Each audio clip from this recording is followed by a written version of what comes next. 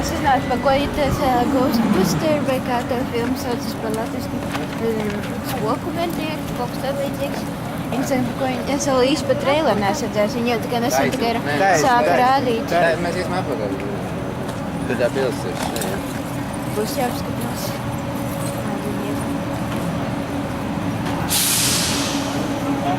Tikai salīdz man vecpāri tieši atsētīja, vai viņi negribētu tagad viņu, es atbraukšu uz kīnā kaut kādēļ. Bet es skatos, visāds ir jauns filmas. Jo tie Ghostbusteri, jo viņš arī Latvijā ir arī bijis reklāmas. Vai svarīgi dzīvojās?